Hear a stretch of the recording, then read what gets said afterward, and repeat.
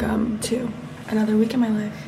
It's so early. Welcome to a fun school week in my life because we're gonna make this week fun. We're gonna make working fun. I got my proposal submitted. I'm forming my ideas for my thesis and that feels really good. I'm really excited about my topic. Women's autofiction, Rachel Cusk, Jessica Andrews, Sheila Hady, 3 amazing women who talk about feminine experiences of grief, motherhood, non-motherhood, eating disorders, selfhood, aging. I wanted to intro this vlog a bit better and just say welcome back. I apologize for the past couple vlogs being really negative. Adjustment to school has not been easy. The break really helped me. I did so much journaling these past few weeks, lightening the load I put on myself. I think a lot of my anxiety comes from this like overachieving mindset that I've always had, and I think it can be a good thing, but in school it just really pushes me too far and then I get so anxious and it's super unhealthy and just toxic, and I've been in a really bad mood and bad mindset because of it. As much as I want to do well in school and be proud of what I'm submitting, I also want to enjoy it, enjoy the learning process, not put so much pressure on myself and just trust myself, and I'm learning to do that. Hopefully this makes anyone who struggles with this type of issue feel less lonely. Like, I feel a bit ashamed that I become such a nasty person when I'm stressed, and I become so insufferable to like be around. I just distance myself from everyone, and then that just leads to like obviously not the best feelings, and I've been stuck in that cycle. Yeah, the break was really good for that because I don't want that to be the tone of this semester, the tone of my life. Part of my project to be in a better mood and like take better care of myself is dedicating times in the week where I'm not just working all the time. I've had like 6 hours of class. I'm exhausted from school. I'm gonna go to dinner and I'm not gonna think about school. I'm not gonna think about what I have to be doing. I'm going to Sandro's dinner to celebrate the opening of their store, which is incredible, by the way. I'm just waiting on my outfit to arrive. I have to get changed and go super quick. It's at Le Violon, which is this new restaurant I have been meaning to try. Trying new restaurants is one of my favorite activities. How adorable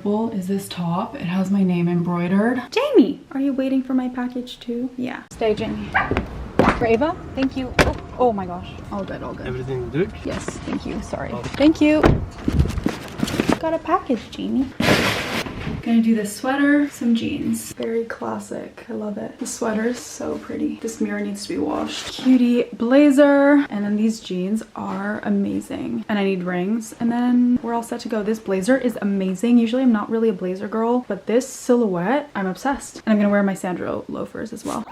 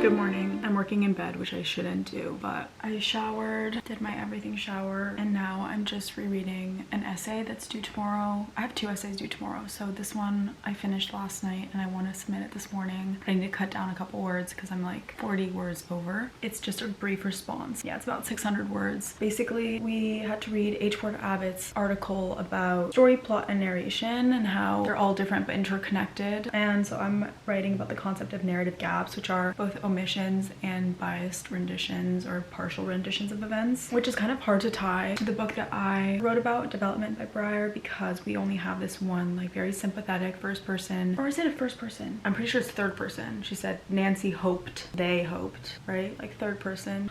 Oof, yikes. Anyways, despite the fact that the narrator is very sympathetic with Nancy, the protagonist, that overly sympathetic perspective almost falls into the category of authorial excess, which is what Abbott argues some readers read Heathcliff and Wuthering Heights by Charlotte Bronte or Emily Bronte as being. So it's like when an author overdoes a representation, and in Heathcliff's case, Bronte makes him like seem excessively cruel, and so readers were like, it's impossible that she actually meant him to come off that way. That's a case of authorial excess. I'm arguing that in development you can kind of argue that there is a case of authorial excess when all the opinions are very one-sided and very extreme, and like Nancy hates school from the second she steps foot in school. That's the example that I'm kind of leaning on, of like a gap that is created because there is no other side. There is just what Nancy feels, what Nancy sees, and that can be considered a case of authorial excess. Even though like I know at the time that education for girls was not great and very stifling, it doesn't change the fact that like we are not given any school teacher perspective in conversations she has with teachers. We only hear like one or two exchanges. It's hard to argue, and that's why this is kind of a challenge, and honestly I might not do very well on this. I think I'm not explaining it in the best way. And then I have to work on my essay for my sound class. It's due tonight.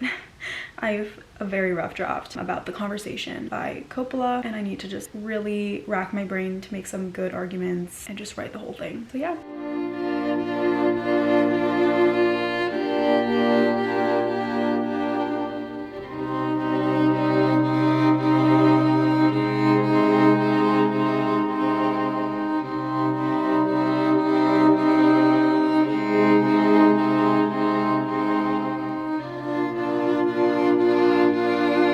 Submitted. On to the next. That took me way longer than it should have to write because I just didn't know what to write about. Not the most confident about it, but I don't even care. It's so bright in my room, which is why I'm working in bed, but I've kind of like banned that practice for myself because it's so bad. I love my new bed sheets also.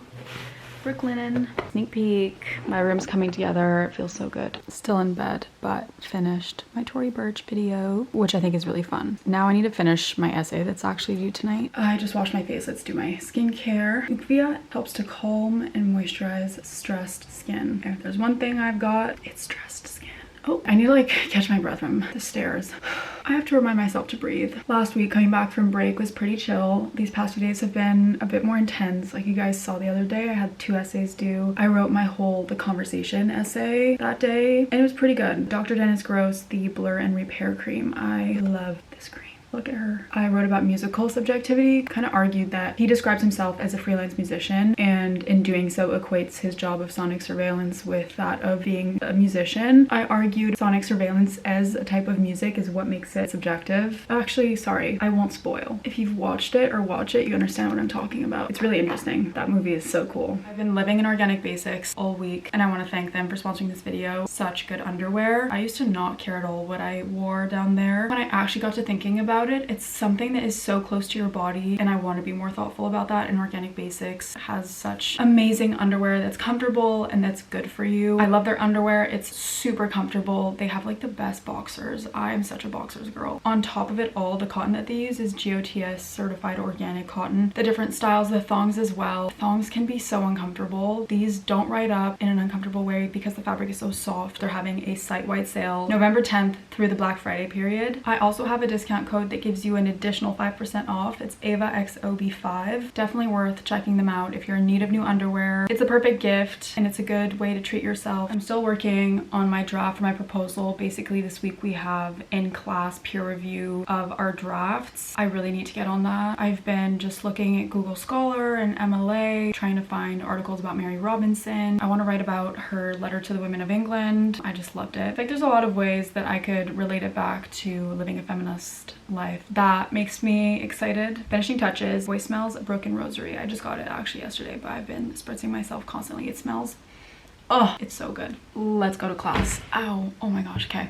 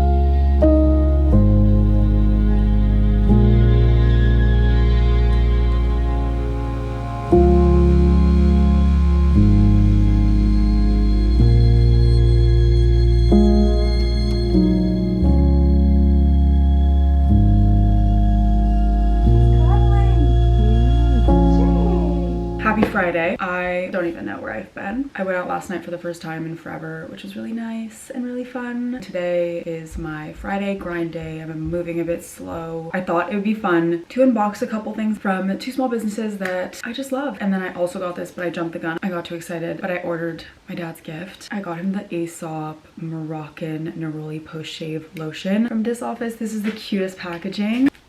That's adorable. I have this box in my closet where I keep like every single card I receive for birthdays, any card I receive in a package. Anyway, so this is going in my treasured box of goods. Got back from break and school's been a lot nicer, chiller, but it's already picking back up. So I feel a renewed sense of calmness about school. Last night going out, I was like debating because I wanted to get things done today. And then I was like, that's not a good way to live. This is beautiful.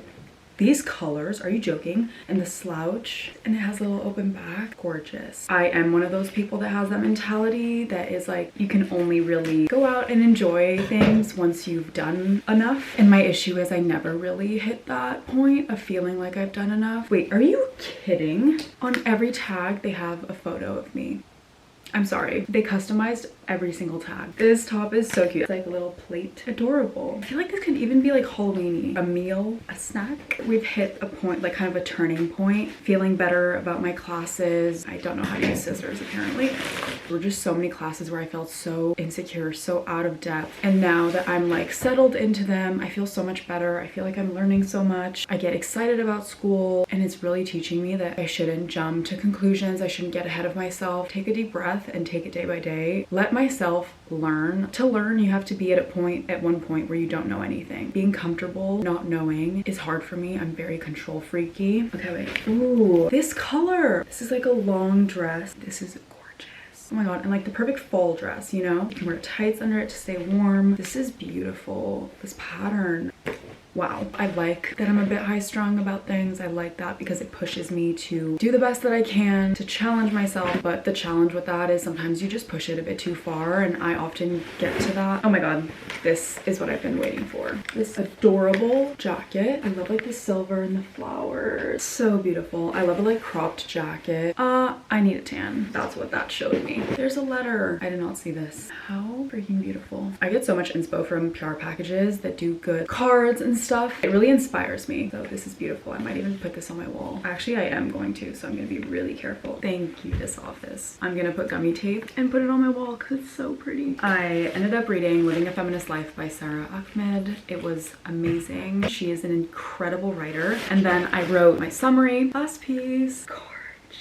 I can't wait to wear this. Wow. We had to like pull out one portable concept for the class, something that we could use to read the romantic poetry and prose of revolutionary women writers that we are studying in class. So the portable concept that I chose was resonance because she mentions it in her book, I think once. at the very start. It just stuck with me throughout the book, and I noticed how much she leans on words and etymologies, multiple meanings, all these things to form her arguments. And I just thought that was the coolest way to go about it. I kind of just shaped my summary around how becoming a feminist is about finding the words. It's about putting words to that uncomfortable feeling that you feel when you're in an environment where there are actions that are posed against you that you just don't feel right about, and it's finding the words to describe those. Diversity work is about finding the right words to use to promote the feminist mission, if you will, in order to enact change. And it's also about finding the words to describe yourself. I think I argued in every paragraph using an example or like the history of a word that Sarah Ackman uses to form her arguments, or one of her examples, because I just thought that was so interesting. So for example, how the word complaint comes from the word plague. So inherently it has this kind of infectious, as something that ladens you and ladens others and that spreads. That's just like has such a negative charge, and therefore when you complain about something not feeling right, not being right, you are plaguing others with that. Just that whole thing I thought was so interesting. And then also she talks about wear, the word wear, how it derives from clothing, you know, how it can be wearing to wear a certain body, how these resonances in words, how they have different meanings, kind of like shape experiences that we have. I don't even know if I'm explaining this correctly. I mean, she is a poet, and she even says herself, feminism is poetry. I loved it. And also what I thought was so cool, she only cites women. Also, living with feminist consequences, she talks about lesbian feminism. She's lesbian, and so that's a big part of her identity. She argues that there is no feminism without lesbian feminism, how often there are consequences to labeling yourself that way because people often feel like you have to be one in order to be the other, and so that feels like exclusionary. In Living the Consequences, she talks a lot about how it's difficult to enter a feminist space where you should be able to just talk about your experiences openly and still experience the killjoy feeling that you're there killing the joy of others, which is basically like the assignment of feminism. You get assigned the killjoy assignment to like speak up, kill the joy and happiness of others by being the voice that says that something isn't right, you know? Anyways, amazing book, and it was really cool to write. I think it's really going to inspire my final essay, so I feel really good about that class now, even though I felt the worst about it before. And I think that just goes to show you have to give yourself a chance before you just decide you're bad at something, or you don't understand something, or you're too dumb for something. Okay, second package we have is from By Zoya. Look at the packaging.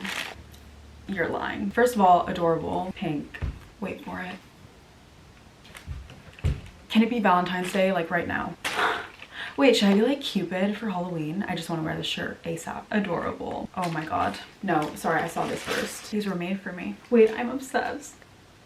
And again, we have the heart cut out. Thank you so much for supporting my small brand. Everything at By Zoya is handmade. While it may take longer, we believe slow fashion is sexy. Love Zoya. I agree. Zoya, thank you. Outfit of the day, Reformation. Wearing these bikinis. It's so comfy and cute.